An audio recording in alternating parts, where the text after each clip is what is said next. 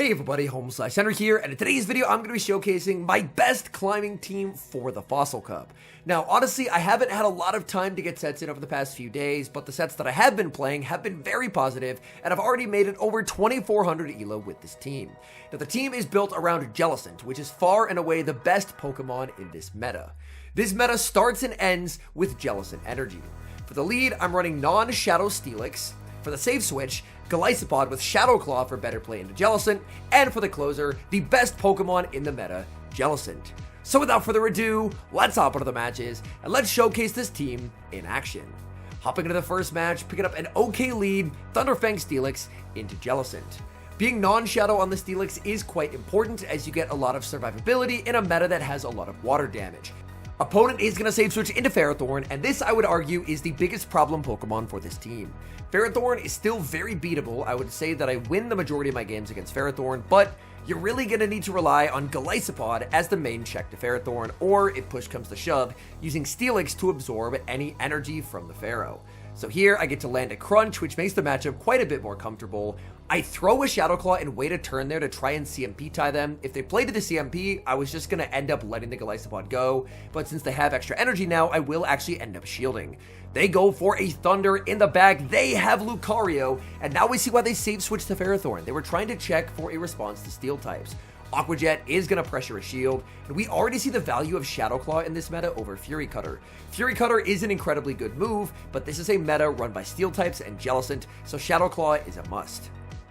Here, I bring in Jellicent. Unfortunately, I think that was 2 turn bring in lag there. Maybe it was just 1 turn, but either way, I don't get my fast move through.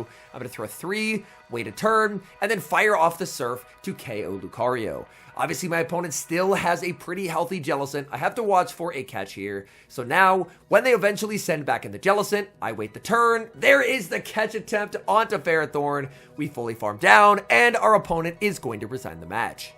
Moving into game number 2, picking up a pretty nice lead for us, Steelix into Poliwrath. If you see a Poliwrath lead, you want to stay in and go straight for the Psychic Fangs. A lot of Poliwrath like to shield this move, and the moment they shield it, they probably just lose the game, because their energy goes absolutely nowhere into this backline. So now, I'm up a shield, they can debuff my Golisopod, and then they're going to be sending in their own, but I'm still in a very comfortable position, because I'm up a shield, and up a shield Jellicent beats everything in this meta. This meta, I would say, the best way to describe it is the best Jellicent player, or the person who manages their Jellicent energy the best, will oftentimes be the victor. And in this instance here, I'm very okay with them having a lot of energy on this Golisopod, because I can convert their energy into Jellicent energy. I'm more than happy to absorb this move. Aqua Jet is never going to do a lot of damage, and now I'm up energy with Jellicent. Opponent has their own Jellicent in the back, and they're in a substantial amount of trouble. They're going to send in Shadow Poliwrath. I just get to full send Shadow Ball here. It doesn't matter where the Shadow Balls land. The game has already ended.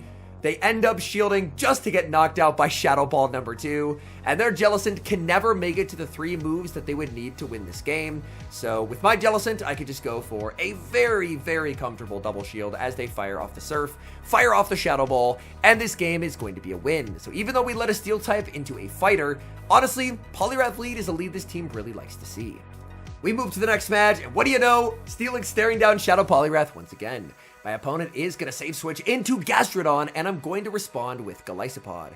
Even though Golisopod is obviously a resistance to the Mud Slaps, Gastrodon does actually have an ability to flip this. If Gastrodon lands 2 Body Slams, then they can actually shield and Mud Slap down. Now, I don't know if that's just because my Golisopod is not particularly ideal IVs, it only gets to 1487, or if that's the case for all Golisopod, but either way, switch advantage is a must, because I'm going to realign and put the Jellicent on the Poliwrath, which is just instantly game-winning for me, because Poliwrath can't do anything. They send in Poliwrath, I bank a move, I go Jellicent, and this is why, realistically, I'm not personally a big fan of Poliwrath in this meta. This is a Jellicent meta. Jellicent is the best Pokemon, and something that has absolutely no play into the best Pokemon, to me, is not really a Pokemon that is worth your time.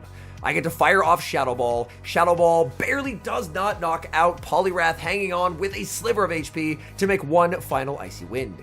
I now have a Shadow Ball of energy loaded. I'm double debuffed, but I can just switch out to reset that debuff, and being ahead on energy with Jellicent, again, I cannot stress enough, is basically immediately game winning in this meta.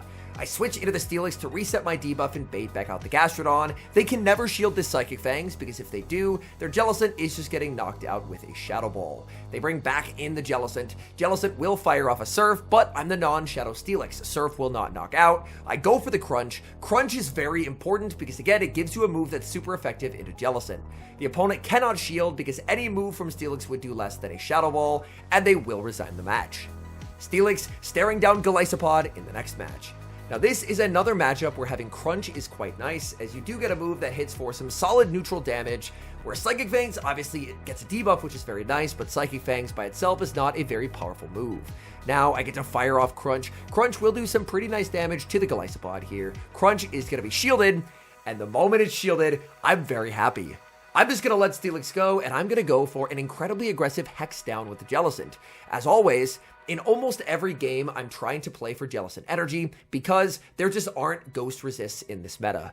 Aerial Ace comes through. Aerial Ace, I think, is a bad move on Golisopod. Obviously, you can hit for super effective damage in the mirror and into Poliwrath, but you're getting rid of one of X-Scissor or Aqua Jet, and I think those are both very important moves in this particular format. They have a Registeel. I Shadow Ball instantly, save switch into the Golisopod. It's Jellicent in the back, and up a shield. I'm in a very comfortable spot here as the Golisopod. Golisopod will get to fire off Aqua Jet. Aqua Jet is going to land into the Jellicent. Jellicent throws on alignment. Even if I shield a Surf, I do not really care here. They do actually full send the Shadow Ball as their Hail Mary win con, but it's just not going to work out for them, unfortunately. I will get to fire off this Aqua Jet. They will shield up the Jellicent, firing off one final move. I will get to go for a double shield now, and their Registeel just doesn't have any residual energy, because when I saw the typing, I clicked the Shadow Ball instantly. I didn't throw the Hex, so they didn't get a bunch of lock-ons there. And without residual energy, they just get completely overwhelmed by Golisopod's pacing. So Golisopod gets the fire off back-to-back Aqua Jets. Down goes Registeel. We Shadow Claw down Jellicent, and we're able to take the win. We move to the next match, and it's going to be Steelix staring down Golisopod once again. Again, a pretty nice lead matchup. We've seen how it plays out now if your opponent does end up shielding the Crunch. You just get a really nice spot by being able to get a ton of farm with Jellicent. Now, I will get to fire off Crunch into the Golisopod. Crunch, this time, is going to go no shielded, and they pivot into their own Jellicent. Here, I am going to be staying in. I fire off the Crunch, and I do end up letting through a free Hex, so a bit of a misplay on my part. They do end up committing the shield, and they will be firing off some energy here. I'm very okay just letting the Steelix go. Steelix definitely did its job, and now I can bring in Golisopod. The Thunderfangs from Steelix did a really nice job of putting it into range where I can Shadow Claw it into an Aqua Jet KOing. They will end up going for a Surf, which is a little bit tragic there, as I really would have loved to shield a Shadow Ball, but either way, I can still overfarm quite a bit. They are going to undertap, and I'm just going to let this go, because to me, this looks like incredibly good Jellicent farm. So I will get the full farm down with the Jellicent. In comes Feraligatr. I farm up. They try for a catch onto the Golisopod, and they resign the match before I can even Hex down. Picking up a bad lead in the next match, staring down a Lucario with Steelix. I save switch into Golisopod, and my opponent is going to respond with Mantine. Now, Mantine, it's not a very good Pokemon in this meta. It's here for one thing, and that is to try and RPS Golisopod, as Golisopod, realistically, is very flexible into anything else that it can encounter. Mantine has very poor neutral matchups, so basically if you run Mantine, you're saying, if I don't get it aligned onto the Golisopod, Mantine is probably going to end up being a liability. In this instance, obviously it's working out for my opponent. Here, they're going to bring back in the Lucario. I fire off the Psychic Fangs. I think in hindsight, I should have saved this Psychic Fangs rather than throw it here, because it could potentially be more useful later on. I pivot into the Jellicent, and I will be committing the shield, as Lucario will go for the Thunder Punch. I still don't know what they have in the back, and they have Golisopod. To get back in this game, I think I need to go for a risky bait, so I will go for the Surf bait. They call the bait, and that just ends the game on the spot.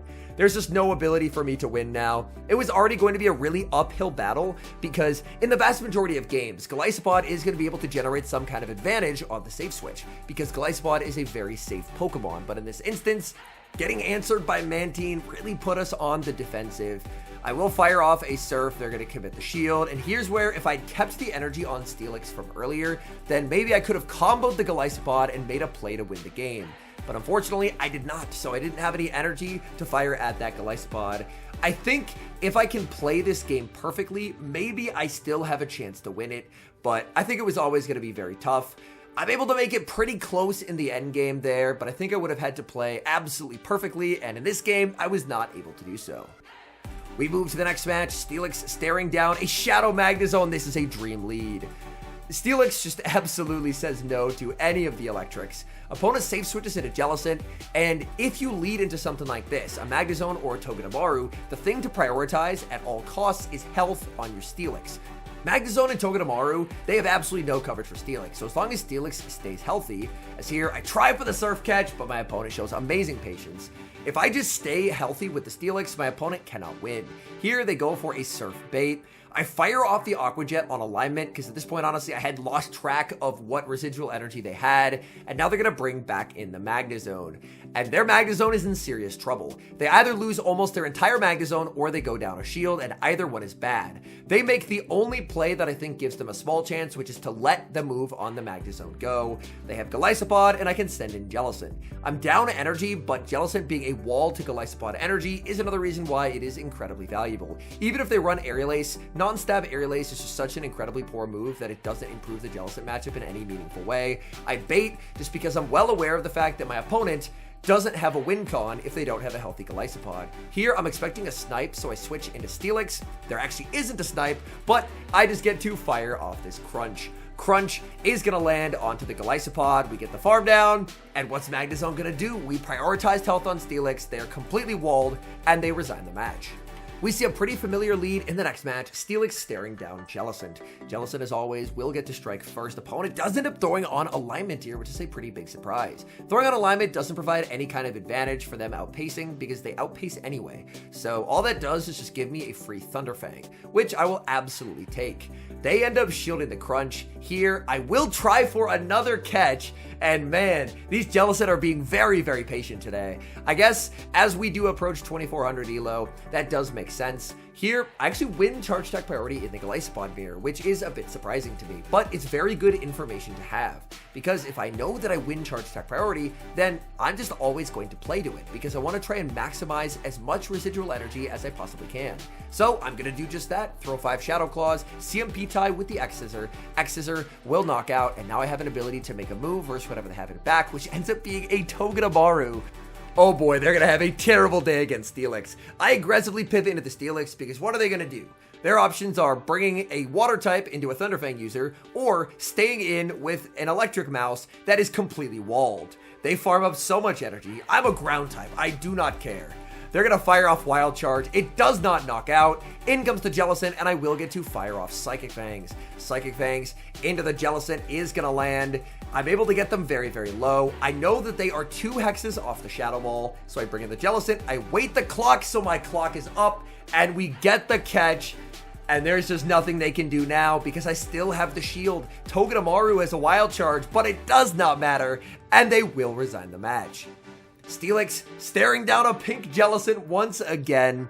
I felt like the most common leads that I was seeing were the Poliwrath, the Golisopod, and the Jellicent, and all in all, Steelix just puts in an incredible amount of work. I didn't really see too many opposing steel types, whether that be Steelix, Scizor, or Berserker, but Steelix is pretty good into all of those because none of them have a move that can one-shot the Steelix because it is the non-shadow. Finally, I get my Surf catch onto Golisopod. I swear I've been trying this whole video to catch a Surf, and we finally get the catch. And getting that catch just instantly puts us so far ahead.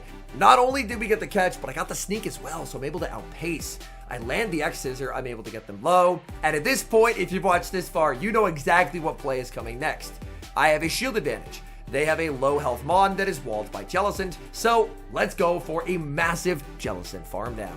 Jellicent, obviously, Hex, not going to ever do a lot of damage. My opponent is going to make one final move. I will decide to invest a shield here just because I do need to preserve a little bit of health just because I don't know what my opponent has in the back. They're going to bring in Jellicent, and Jellicent will immediately get knocked out with the Shadow Ball. Shadow Ball picks up the KO. In the back, they have my nemesis, Ferrothorn. Ferrothorn, no baits here from me. I thought about it, but it felt too risky. I Shadow Ball. They will commit the shield.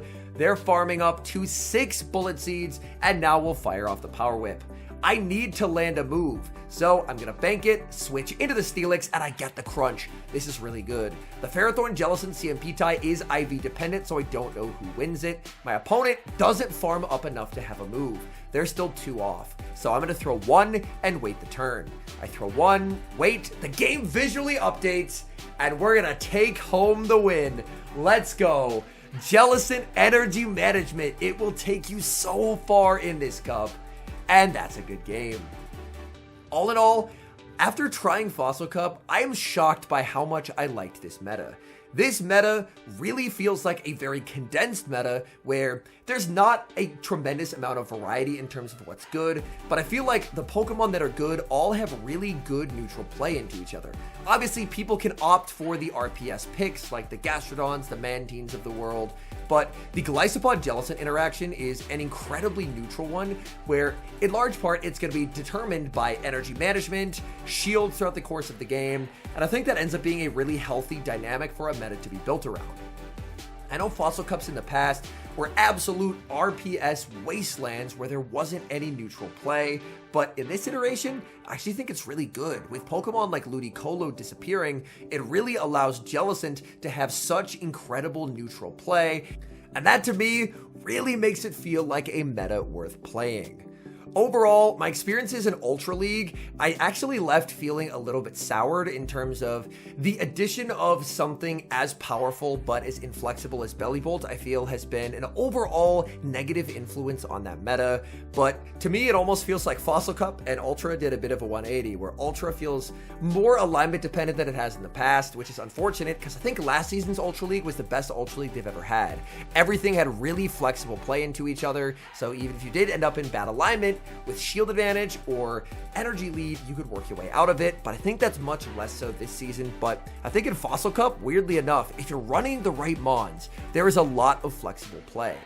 Anyways, thank you guys so much for watching. If you enjoy watching content like this, please do consider leaving a like on the video and subscribing to the channel if you haven't. And a special thank you as always to our channel members here on YouTube. The support guys provide is genuinely so appreciated. So thank you guys oh so very much. And until next time, I've been HomeSliceHenry.